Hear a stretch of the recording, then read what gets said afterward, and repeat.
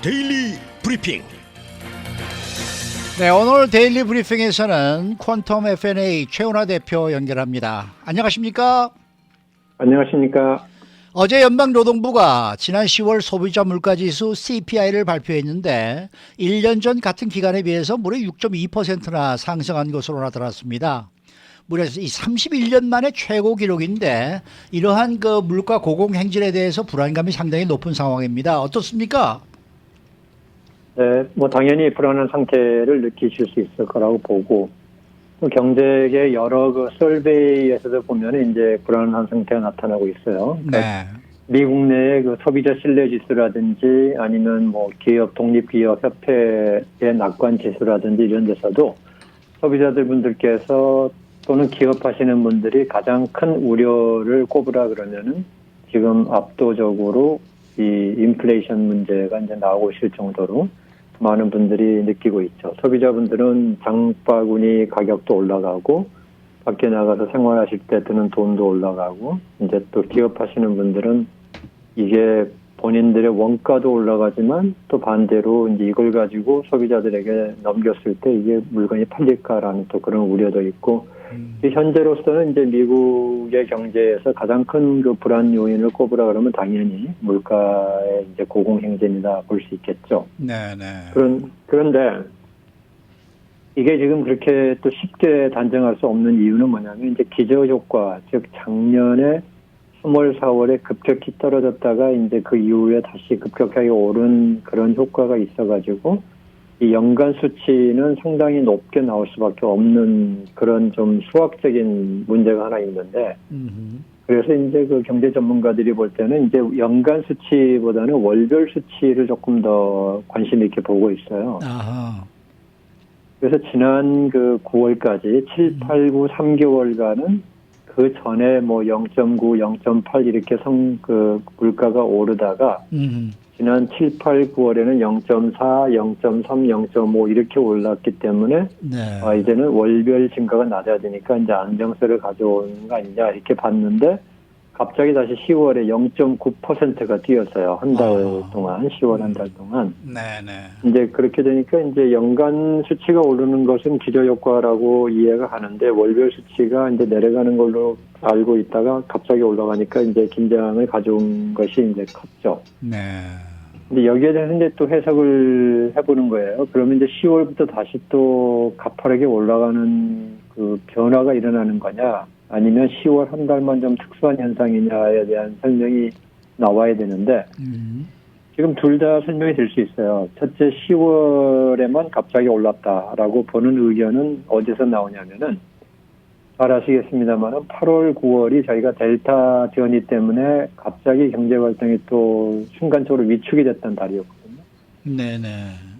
그랬는데 9월에 가서 그게 좀 풀렸죠. 9월 하반기 가면서부터는 이제 델타 변이에 대한 확산세가 꺾였고, 그러면서 다시 경제가 정상화로 많이 돌아오니까 이제 8, 9월에 소비하지 못했던 부분을 또 10월에 와서 다 밀린 숙제를 하다시피 하는 정도로 많이 하다 보니까 10월에 물가 상승폭이 갑자기 뛴 것이다라고 하는 설명도 있어요. 그러니까 이렇게 되면 이제 어느 분석이 맞느냐에 대한 그 얘기가 나오는데, 결국 11월에 가서 11월 숫자가 나온 다음에 10월에 0.9% 오른 게 11월에도 0.9, 1.0 이렇게 올라간다 그러면 이것은 일시적인 현상이 아니다라고 해석을 할 수 있을 것 같고, 만약에 11월에 가서 이제 10월에 8, 9월에 밀렸던 소비를 한 것이 많이 이제 안정이 돼가지고 11월에는 다시 0.5% 밑으로 떨어진다 그러면 10월이 조금 예외적인 달이었다 이렇게 해석할 수가 있게 되겠죠. 그래서 지금 현재로서는 10월 한 달에 갑자기 좀 오른 것을 놓고 그러니까 양쪽의 해석이 다 가능하기 때문에 지금 결론은 못 내리지만 이 불안감이 높은 것은 사실인데 아직 어느 한쪽으로 결론을 내릴 수 있는 그런 단계는 아니다. 이제 이런 점은 조금 감안을 하실 필요가 있을 것 같아요. 네. 자, 그런데 이 소비자 물가가 이렇게 껑충 뛰면서 연준이 이르면은 내년에 기준금리를 더 빨리 더 많이 올릴 가능성이 크다. 이런 관측이 시장에서 힘을 얻고 있거든요. 이 부분에 대해서는 어떻게 생각하십니까?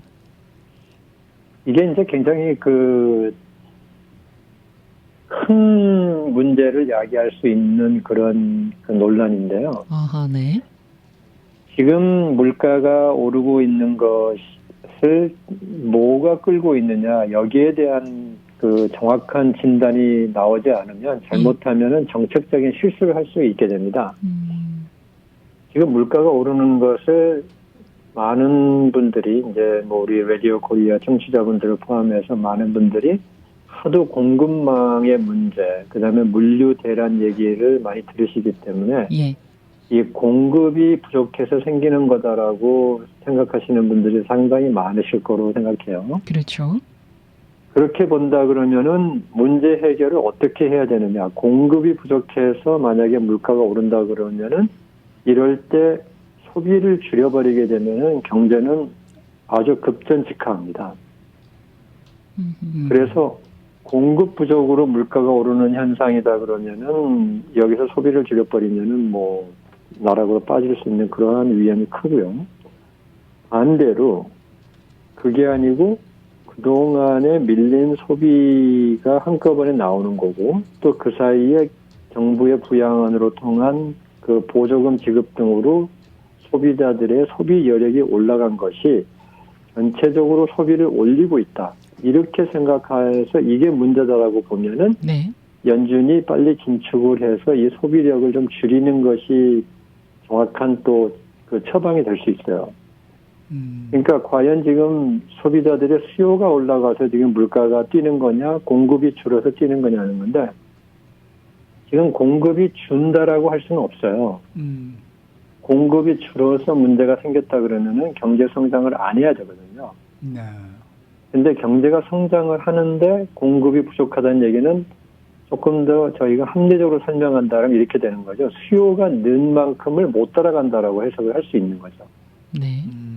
네, 그래서 이제 저희가 금년 1분기, 1, 4분기, 2, 4분기 동안에 6% 이상 성장을 했고 3, 4분기에는 2%로 성장률이 낮아졌다 하더라도 2%조차도 과거의 팬데믹 이전의 평균으로 보면 나쁜 숫자는 아니에요. 그래서 지금 현재까지는 경제계에서 볼 때는 공급 부족은 맞는 현상이지만 공급이 부족한 것이 상대적으로 부족한 것이지 절대적으로 부족한 게 아니다는 쪽으로 좀 많이 기울어 있어요.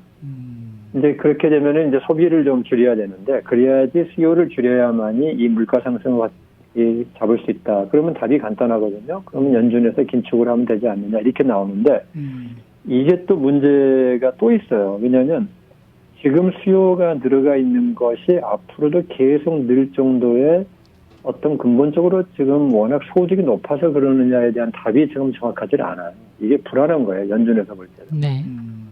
그러니까 부양안 때문에 보조금을 많이 받아서 생긴 소득이 있고 정부에서 준 소득이 있고 그다음에 지금 그동안에 또 소비를 못 해가지고 쌓여있는 저축이 있어서 지금 쓸 수 있는 여력이 높아진 것이 아니냐. 이제 이런 쪽의 타당성을 좀 많이 인정받기 때문에 지금 이제 부양안에 대한 보조금은 끝났잖아요. 네. 그다음에 이제 저축도 이게 언제까지 쓸 수 있느냐는 건데 저축도 그게 무한정 있는 저축이 아니기 때문에 저축도 떨어지기 시작하면은 사람들의 소비 성향이 좀 줄어들 것이고 그러면은 이제 일반 개인들의 임금 소득이 올라가야 되는데 지금 아직도 팬데믹 이전에 비하면 약 400만 명에 해당하는 이 노동자들이 지금 일을 안 하고 있어요. 그래서 이렇게 본다 그러면 이 현재의 수요가 증가했다고 하는데 이 수요는 자연스럽게 줄 수밖에 없지 않느냐 이렇게 볼 수도 있잖아요. 그렇게 되면 그런 상황에서 만약에 수요가 자연스럽게 줄어가는데 만약에 연준에서 또 긴축까지 한다 이러면은 잘못하면 너무 지나치게 수요를 줄여버려서 또 침체에 빠질 수 있는 위험이 있는 거죠. 그래서 지금 우리 청취자분들께서는 이 설명 들으시면서 상당히 머리가 복잡하시죠. 네, 복잡합니다. 네, 이게 절대로 쉬운 답이 아니고 네. 여기에 처방을 진단을 잘못해가지고 처방을 잘못하게 되면은 자칫하면은 그 정책의 실패로 인해 가지고 문제가 심각해질 수 있다. 이것만 좀 기억을 하시면 되겠어요. 그래서 연준이 왜 빨리 행동을 못하냐? 이렇게 물가가 높은데 왜 지금 경기를 좀 물가를 줄여야 되지 않느냐, 뭐 이렇게 얘기를 하는 것이 그렇게 쉬운 답이 아니라는 것을 기억하셔야 되는 게, 여기서 자칫 연준이 긴축했다가는 경기가 침체에 빠져버릴 수 있는 위험이 높기 때문에 그렇다라고 이해를 하시면 됩니다. 그래서 연준은 계속 조심스럽게 이 아주 조금씩 행보를 계속하면서 이 사태를 관망하겠다, 이런 입장을 취할 수밖에 없는 것은 이러한 이 속사정이 굉장히 복잡하다는 겁니다. 복잡해서 이런 부분들 때문에 이제 연준이 금리를 내년에 2번 올리지 않겠냐라는 아주 강경파의 입장이 나오고 있고, 또 그에 비해서 연준 내에서도 아니다, 이거 자칫했다가 우리가 이 꺼져가는 불에다가 그 물을 끼얹는 격이 될 수 있다라는 그러한 또 그 온건파들의 우려도 있다. 이제 이런 것이 지금 현재의 연준의 고민이다, 이렇게 이해를 하시면 될 것 같습니다. 지금 그 제니 옐런 재무장관은 아직도 미국 경제가 과일이 아니다라면서 강조를 하면서 지금 나타나고 있는 인플레이션, 이게 일시적인 현상이라고 지금 또 계속 얘기를 하고 계시거든요. 이게 말입니다, 지금 말씀하신 대로 수요가 늘어난다는 것이 팬데믹 이전의 수준으로 다시 돌아간다는 것, 그리고 공급이 지금 문제가 된다는 것이 지금 이 무슨 뭐 항만이라든지 이러한 것 때문에 지금 공급이 이렇게 좀 제대로 원활하게 지금 수급이 되지 않고 있다는 것, 이런 것들이 지금 제자리에 돌아가기만 하면은 모든 것이 다 정상으로 돌아가니까 걱정하지 말라, 이런 의미에서 지금 제니 옐런 장관은 이런 식으로 얘기를 하는 겁니까? 그렇죠. 큰 틀에서는 이제 바로 그런 부분인데요. 네. 그것의 그 타당성이 있는 게 뭐냐면, 미국의 지금 우리 특히 롱비치하고 LA가 항만의 시설이 너무 부족하다, 이렇게 지금 또 비판을 굉장히 받고 있잖아요. 네네네. 근데 그 비판도 이렇게 쉽게 할 만한 비판은 아닌 게요. 팬데믹 이전에는 그 항만이 항상 여유가 있었어요. 그렇죠, 그렇죠. 네, 그렇다면은 정부 정책 위반자들 입장에서 아니 뭐 별로 이렇게 문제가 없는데 왜 그 시설을 늘리겠어요. 그래서 이제 그런 부분들을 저희가 쉽게 비판할 수 없다는 건데, 이게 일시적으로 몰려가지고 항만 시설이 부족하다, 항만의 노동력이 부족하다, 트럭이 부족하다, 이런 부분은 결국은 이게 일시적인 몰린 현상이라고 저희가 만약에 인식한다 그러면은 이 부분은 가라앉을 때를 기다리는 것이 최선일 수가 있는 거죠. 만약에 여기서 급격하게 LA와 롱비치에 그 큰 시설 투자를 해가지고, 이제 물론 이것도 당장 이루어지지 않겠지만은 해가지고 2년 뒤에 아주 시설이 커졌다고 가정을 해보자고요. 네.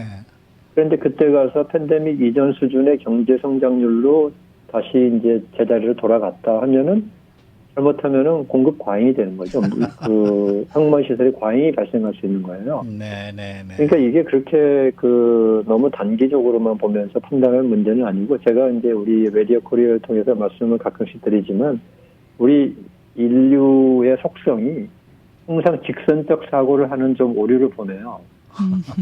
그러니까 이렇게 갑자기 하면은 이게 마치 큰일 나는 것처럼, 이게 앞으로 계속 될 것처럼 그런 생각을 하는 것이 우리의 본능적인 그 속성이기 때문에 그것을 뭐 어떻게 할 수는 없는데, 이 저희가 좀 합리적인 판단을 한다고 하는 것은 이러한 본능적인 그 충동을 좀 넘어서서 이 장기적인 안목과 또 현재 상황에 대한 정확한 분석을 할 수 있는 그러한 좀 사고를 할 필요가 있는데, 지금 일어나고 있는 현상은 한 가지 큰 전제는 뭐냐면, 팬데믹 때 막혔던 게 한꺼번에 풀린다라고 하는 이상현상이라는 것만은 분명하잖아요. 아, 네, 그건 그렇죠.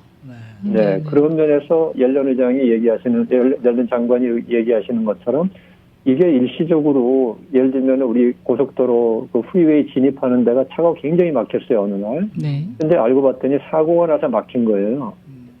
근데 그걸 생각하지 않고 막혔다는 거 하나만 보고 그 램프를 뭐 갑자기 뭐 4개, 5개 차선을 늘려버렸다고 하면은, 그 다음에는 과잉 투자가 돼버린 거죠.